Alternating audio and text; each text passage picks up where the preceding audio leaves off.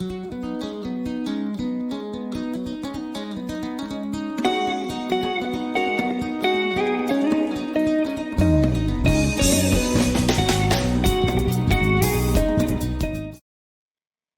and welcome. We continue with first topic where we are looking at the causes and the results of the First World War. Now this is part 3. Remember, in part 1 we are looking at the events that were taking place in Europe toward between 1870 and 1914. And in that part we also looked at the first cause of the First World War, and that was the political alliances. We looked at that. And in part 2, we looked at now the two causes, the major two causes of the First World War. And cause number 2, we said it was the arms race and the militarism. Well, cause number 3, we are looking at the nationalism in the Balkans. So in these two, we looked at a number of issues there in part 2. Now on part 3 here, we are looking at the highlights, the major highlights of the First World War. You know, in a war, a lot of things take place, so you cannot go to detail because, as a matter of fact, at the end of it, we are going to know that a lot of people died. So we cannot explain how 40 million people each die. No, so we are going to spot the major highlights of the war. So this is another wonderful part that we are going to look at. So let us be together as we go through this part. And I am your usual teacher, Ash Maremba, the fat lizard of the desert. So the first highlight is the murder at Sarajevo. Murder at Sarajevo. Murder at Sarajevo. So the murder at Sarajevo, it was the spark that set the First World War ablaze. It was like someone now starting the war. It was with the murder at Sarajevo. So the spark was murder at Sarajevo. So Sarajevo was the capital city of Bosnia-Herzegovina, which was annexed by Austria-Hungary in 1908 and had a Serb population. We talked about this, the annexation, when there was that Bosnian crisis. Then Austria-Hungary got that advantage and took Bosnia-Herzegovina by force. So the Bosnian Serbs wanted to be independent, but they were denied by Austria-Hungary. So remember, the Pan-Slavism advocated by Serbia, then Bosnia having the Serbs, therefore the people there also wanted to be independent, but they were blocked by Austria-Hungary. This also created the sour relationship.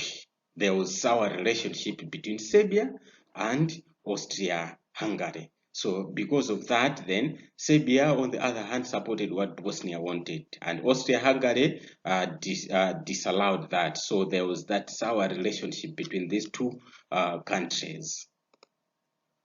So the Bosnian Serbs, therefore, they created the Black Hand movement to fight for their independence. So these Bosnian Serbs, they created the Black Hand movement to fight for their independence from Austria-Hungary. So Austria-Hungary regarded that one, Black Hand movement as a terrorist group. It regarded the Black Hand movement as a terrorist group. So the Black Hand movement members, they were training at Belgrade in Serbia. So Serbia was supporting the activities of Bosnia here. That's why we see that it supported the training of that Black Hand movement in Serbia at Belgrade. So on 28th June 1914, the nephew and heir to the Emperor of Austria-Hungary, named Franz Ferdinand, and his wife Sophia Chotex, they were shot dead by a member of the Black Hand movement by the name Gavrilo Princip at Sarajevo. So that's why we talk of murder at Sarajevo. So it happened that the nephew of the Emperor of Austria-Hungary, so this nephew was named Ferdinand, and his wife Sophia Chotex, they went to Bosnia. So on this one, they were on an official visit there, but they were killed. They were killed by a member of the Black Hand movement by the name Gavrilo Princip. So they were visiting Bosnia because it was part of Austria-Hungary. Austria-Hungary had already taken Bosnia-Herzegovina, so it was an official visit. So the royal family visiting a conquered area. That's what we are talking about here. So the man who shot Archduke Ferdinand and Sofia Chotek, his wife, was this guy, Gavrilo Princip. He was just 19 years old. So here we're going to watch a very short documentary expressing about the situation on the 28th June 1914 at Sarajevo, murder at Sarajevo.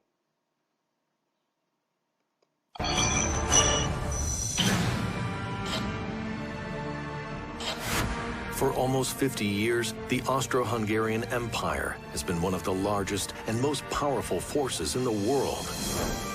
That gobbled up huge amounts of the area around Austria, many of the countries we'd see as Eastern Europe. But now it's plagued by political unrest, which threatens to destroy the realm entirely, particularly in the province of Bosnia. Some people there want to be released from the empire, to be in a self-determined country. Still, one man is desperate to preserve the union, the heir to the empire's throne, 50-year-old Archduke Franz Ferdinand. He's looking forward to governing this massive empire. On June 28th, the Archduke and his wife Sophie journeyed to Bosnia on a routine state visit. The trip has been planned in great detail for about 6 months, and it's all going to be a big celebration of the Austrian Empire. Or so they think. Together with the local governor, Oskar Podorek, the couple begins traveling towards Town Hall as part of an open-top motorcade. It's a lovely summer's day, everyone's really excited. People are really out there to catch a glimpse of Franz Ferdinand and his wife. But not everyone is enjoying the spectacle. Suddenly, a black object flies out from the crowd.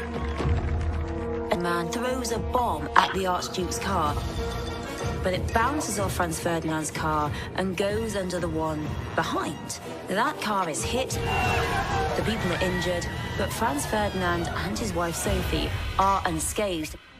The would-be assassin is arrested as the motorcade races to the safety of the town hall. But the Archduke is furious at the lapse in security. His friends are injured, and his wife has been put in danger. He is absolutely boiling with anger. Still, the governor insists that with the assailant in custody, the danger has surely passed. Podorek says, let's just carry on and put it down to an unfortunate incident. So Ferdinand agrees to continue with the tour. But little do they know, one simple mistake will end in disaster.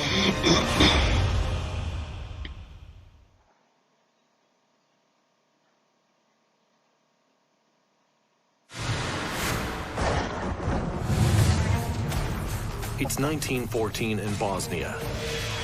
During a ceremonial motorcade through the capital, Archduke Franz Ferdinand and his wife Sophie narrowly survive a bomb attack.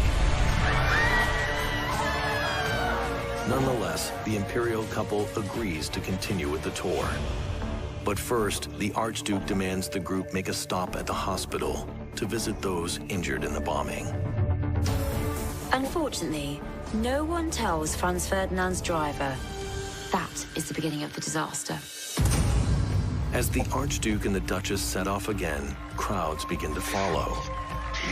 But shortly thereafter, their host realizes they're traveling on the same streets they had been attacked on earlier. And when he realizes that the wrong route has been taken, he orders that the car is turned round. The chauffeur immediately hits the brakes, but struggles to make the maneuver. The brief halt provides an opportunity one onlooker has been waiting for. A young man steps forward. He's got a gun, and 2 shots ring out. Franz Ferdinand and Sophie are dead within minutes. Shock ripples through the crowd, and the stunned witnesses soon turn on the killer. Once arrested, the attacker reveals his identity. The assassin was Gavrilo Princip, a 19-year-old who's part of a secret society called the Black Hand. The group wanted independence from the empire, so they procured weapons from the neighboring nation of Serbia. He was one of 7 assassins who were spread out along the route of the motorcade. After the first bombing, the group believed they had failed and began to disperse. But Princip happened to linger. And when the Archduke mistakenly returned to the scene, Princip seized the opportunity. It was blind luck that Princip was on the corner, because if someone had told the driver that the route was now to the hospital, then the assassination wouldn't have happened. In the aftermath, the crime sends shockwaves throughout the empire. In retaliation, Austria declares war on Serbia. In turn, Serbia calls on its ally Russia to join the fight. Then, Germany offers support to Austria. In just 30 days, the whole of Europe is engaged in what becomes the First World War. This really was the moment in which all Europe exploded. Millions and millions of men lost their lives. One little spark to create this huge conflict that changed the world forever. As for Franz Ferdinand, he and his wife are laid to rest in their family crypt at Arstetten Castle. Today, the burial place remains as a silent witness to a fateful and tragic encounter, which triggered one of the biggest global disasters of all time. Right, so we have seen there how the Archduke Ferdinand and his wife Sofia Shotex were shot dead at Sarajevo in Bosnia. So that's a documentary explaining how things went about. Now, what was the reaction? What was the reaction of Austria-Hungary to the murder? So we have seen how it happened there. Now let us see the reaction. Number one is that Austria discovered that plot was sponsored by Serbia. Remember, we have just said that the Serbia sponsored the training of the Black Hand movement. So they discovered that the one who shot the Archduke, it was a member of the Black Hand movement supported by Serbia. So that one, Austria discovered that. Then she sent an ultimatum, a demand, a conditions to be met on 23rd July. Murder took place on 28th June, and on 23rd July the following month, that is, the ultimatum was sent to Serbia. So the ultimatum is a tough set of conditions that have to be met at a certain time. So what were these conditions to be met by Serbia? Number one, Serbia was to suppress all societies organizing anti-Austrian propaganda. So all those people who were against, Austria, those were to be suppressed. And also Serbia to dismiss all officials Austria-Hungary had disappointed. So that is to say, all officials in Serbia, Serbian officials, were to be put aside. Their jobs to be dismissed from their jobs because they were anti-Austrian. So if Austria-Hungary had appointed at a certain official to say that official is against us, that one, Serbia should allow to put that official aside. And the third condition was Serbia to allow Austrian police and officials into Serbia to ensure that the two demands were met. So Serbia accepted the first two demands and rejected the third one. So he accepted that, yes, we are going to try to suppress all the anti-Austrian feelings in Serbia. Yes, we are going to put or to fire all officials who are anti-Austrian, who have anti-Austrian feelings. But to say that the police from Austria and officials should come here, no, we are not allowing that. So Serbia did not allow that one, rejected the third ultimatum. However, we have also to take note that Serbian government did not plan the assassination, but Austria declared war on Serbia still. But why? Why did Austria declare war on Serbia? So number one was to punish Serbia or revenge the death of Archduke Ferdinand. Number two, to tear off Bucharest, the Bucharest Treaty of 1913, which had made Serbia more powerful. Remember the Bucharest Treaty? Bucharest, we said it is the capital city of Romania, where the Second Balkan War was settled there. So after the settlement it happened that Serbia gained a lot of territories and powers there. So Austria-Hungary wanted to put away all those powers gained at the Bucharest Treaty, and also to remove Serbia from the map and have access to the Mediterranean Sea. So Serbia was between the Mediterranean Sea and Aegean Sea. So we see to it that Austria-Hungary wanted to remove Serbia from the map, which was hindering her to access the Mediterranean Sea. So she wanted to have a direct access to the Mediterranean Sea. Now, let us look at the events of war. The events of war. The events themselves. What happened basically? So on 23rd July 1914, Austria sends the ultimatum to Serbia. So the ultimatum was sent to Serbia on 23rd June. Remember, 23rd July. Remember, the murder took place on 28th June. So on 23rd July 1914, Austria sends the ultimatum to Serbia. Then on 28th July, barely after a month, then Austria attacks Serbia.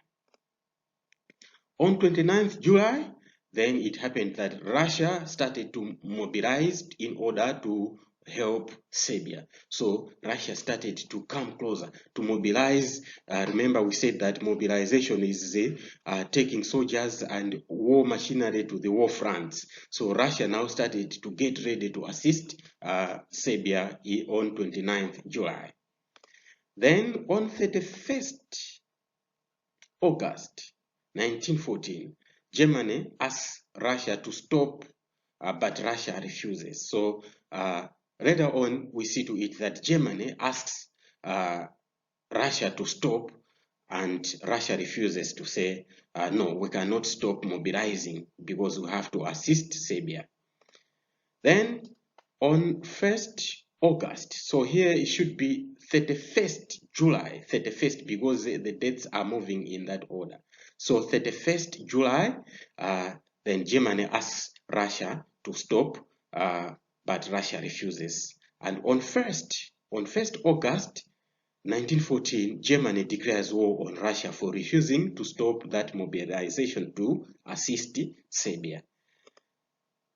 And also on 3rd August 1914, Germany declares war on France and Belgium. So you can see to it, why did Germany declare war on France and Belgium? Well, it was Russia that was mobilizing. So here, it should just remind you of the Schlieffen Plan. The Schlieffen Plan, it was the war plan for Germany to say, we are going to defeat France within 6 weeks and turn on Russia. So we are going to use Belgium, the neutral country. So that's why on 3rd August, quickly, Germany started to use the Schlieffen Plan by declaring war on France and Belgium, so that within 6 weeks, they have to deal with these two and deal with Russia to avoid the two-France war, if you can remember now. On 3rd August 1914, the same day, Britain orders Germany to withdraw from Belgium, and Germany refuses. So we see to it the same day that Germany declared war on Belgium. Then Britain sent an order to say, no, Germany, you cannot attack Belgium because Belgium has never been involved in the politics there. But Germany refuses. Then on 4th August 1914, Britain declares war on Germany for declaring war on Belgium. Then on 6th August 1914, Austria declares war on Russia. So you can see to it that the events were just happening very quickly after Austria declared war on Serbia. Then things started to move very quickly. So we have seen to it that all the superpowers, they quickly move in to assist their allies. Now let us look at the collapse of the Schlieffen Plan, because we have seen to it that Germany used the Schlieffen Plan during the First World War. But that one, it collapsed. So the war was expected to be short, but this was disapproved after the collapse of the Schlieffen Plan. But why did it fail? The Schlieffen Plan fell because Belgium put up a gallant fight, a very strong fight or resistance to restrain the Germans. So they destroyed the railways, which made it difficult for the Germans to transport their supplies. So the Germans, the Belgians, they had good railway system in their country. So they connected even Germany, France, and the like. So with that then, the Germans, under the Schlieffen Plan, they were to use the same railways to enter Belgium with their soldiers and their supplies. So the Belgians, they realized quickly that if we are going to keep these railways, we are going to suffer. Therefore, they destroyed their railways, and also they put up a gallant fight, a strong resistance against the Germans. The French had enough time to rush troops northwards. So with that gallant fight or resistance by the Belgians, then the French also, they were able to border or to guard their border to the northern side. So here what we are saying is, as we said, Germany here, then France here, then Belgium here. So we have seen to it that the Germans, they they wanted to enter France through Belgium first, then to enter France through the back door. But what happened was that we have seen that the Belgians, they put up a strong resistance against the entry of the Germans into Belgium. As a result, that one, it gave much time to the French, who were solely boarding or looking after the border with the German here. So that resistance by Belgium, therefore it gave enough time to the French soldiers to align themselves to the north. Therefore, it meant that it was a failure of the Schlieffen Plan, whereby when the soldiers from Germany would enter Belgium and then want to enter France, they would already find the French soldiers guarding their borders there. So we have seen to it there that the French, they had enough time to rush to the northern side to guard their boundaries. Russia mobilized more quickly than expected. Hence, the Germans fought the two-France war. So while the Germans were fighting to enter Belgium and France, at the same time, we see to it that the other side here, the Russians were also mobilizing too quickly to come closer. Then the Germans here, they were fighting the two-France war from France as well as from Russia. Then there was the Battle of Marne. The Battle of Marne. The Germans wanted to capture Paris, but their advance was checked by the French troops at the Battle of Marne. So the Germans retreated and both sides could not advance. So there was that strong resistance. While the Germans, they wanted quickly to capture Paris, the capital city of France, but they failed to do that because France also put that resistance.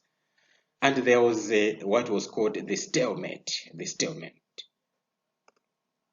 So after the Battle of Marne, both France and Germany rushed to control the ports. So they fought bitterly at Ypres and there was a stalemate since no side could make progress and soldiers were dying in large numbers. So what happened was that there was like a stalemate there, whereby what happened was that they were just throwing each other the bombs, and the soldiers were dying both sides in large numbers, but there was no advancement. So the stalemate removed the hope of a short war. So while most of these countries, especially Germany, thought that the war was going to be very short, but with that stalemate, whereby soldiers were just dying after they were throwing the bombs to each other and no advancement, then there was an elimination of that hope to say this war is going to last more than what we expected. And there was also the trench warfare, So the Germans, they started to dig the trenches to protect themselves from the bomb fires and snipers. So later on, they started to dig the trenches whereby they could protect themselves from the live bullets and the bombs. So by September 1914, the two sides dug trenches that stretched from the English Channel to Switzerland. So those trenches were very long. So it was like soldiers were fighting underground. They were moving in the trenches, to fight. And there was this battle of Verdun and Somme. Mind you, we are looking at the highlights, the major highlights of the First World War. So we are at the battle of Verdun and Somme. So this was the bloodiest and offensive battle, the battle of Verdun and Somme. It was the bloodiest, whereby more people died. The Germans invaded Verdun, that is northeast of France, in February 1916. So the Germans tried to enter France and invaded that part of Verdun. So many soldiers died in this battle because even France could not allow that the Germans should enter or capture France this time. So in July 1916, the British launched an attack at Somme River, and this reduced the pressure on Verdun, and the Germans failed to gain control of Verdun. So what happened was that while there was that fierce battle at Verdun between the Germans and the French, then later on in 1916, it was like the British came to the rescue of the French by attacking at Somme River there, the Germans. Then what happened was that one gave a relief to the French because it was like one-on-one between the French and the Germans. So it was like now the British entered fighting against the Germans. So with that then, it happened that it was a relief to the French side. And there was also the tanks. So the British invented the tanks. We call them the Gassenger here, those artilleries. In 1916, they were invented by the British to reduce the number of casualties. So this machine was first used against the Germans at Somme. So when the British attacked the Germans at Somme, there then it happened that therefore this was a destructive machine.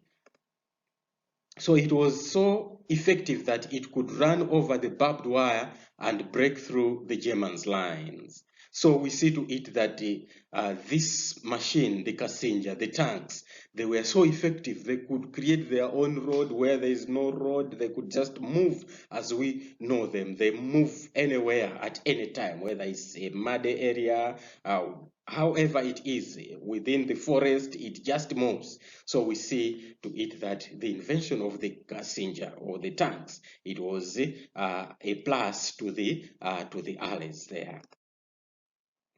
And there was also the Battle of Megiddo. So the entry of Turkey on the side of Germany threatened the Anglo-French interest in the Middle East. So when Turkey entered to the side of Germany, then there was fear to the part of Britain and French with their interest in the Middle East.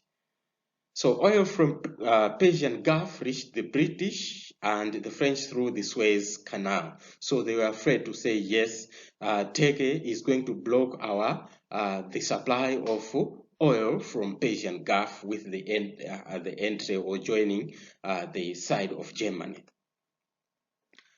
So the Allies, alongside the Anzacs, that is Australia and New Zealand, they fought the Turks to protect the canal, that is the Suez Canal.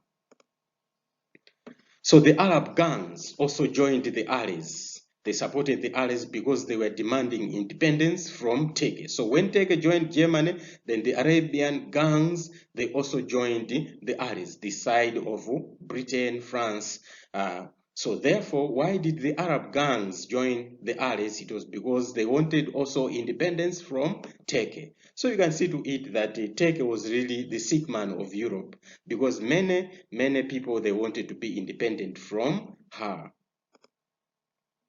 So the Turks were defeated at the Battle of Megiddo in September 1918. So we see to it that with the Allied forces, the Anzacs here and the Arab gangs together with the Allies, then they suppressed Turkey, and Turkey was defeated at the Battle of Megiddo in 1918, that is in September.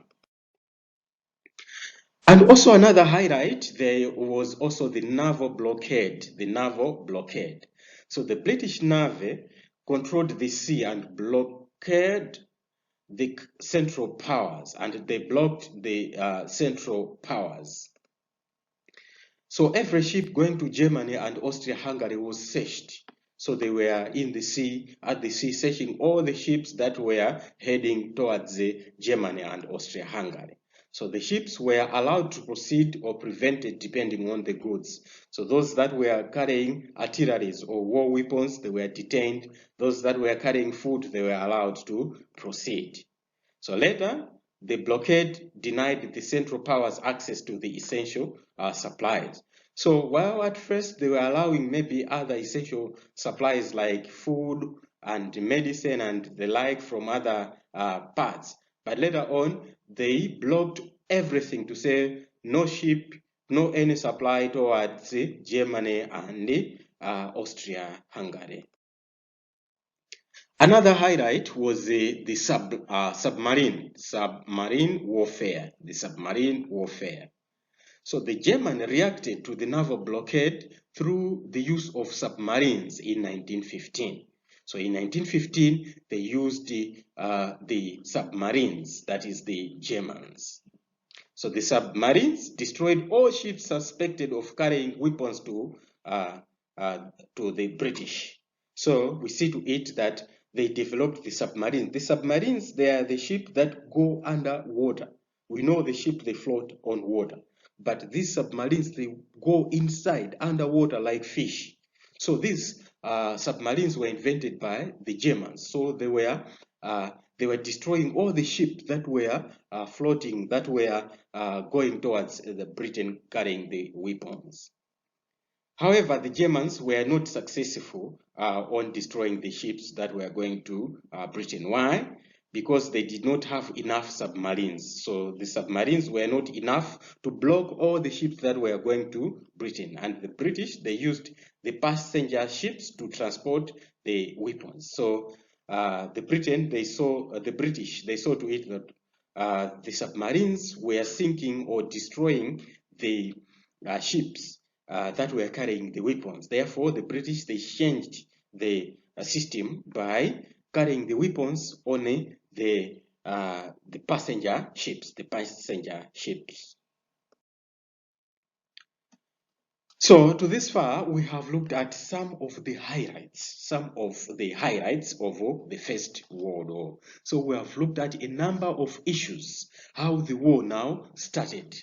Basically, we started with the spark itself, that is the murder at Sarajevo. We have seen at what happened there. Then from there, we have looked at a sequence of battles. The battle at Somme, Verdun, and many other battles, Battle of Megiddo, and many other things. So these are just the highlights of major events in the war. There were many things that were happening in the war. Just as we know, the war, in the war, a lot of things happen. So here we have just looked at the highlights. We have started looking at the highlights. So next time, still more, we are going to look at the major highlights towards the end of the First World War. So we are going to look at the entry of Italy. Remember, last time we talked about it to say Italy joined, was part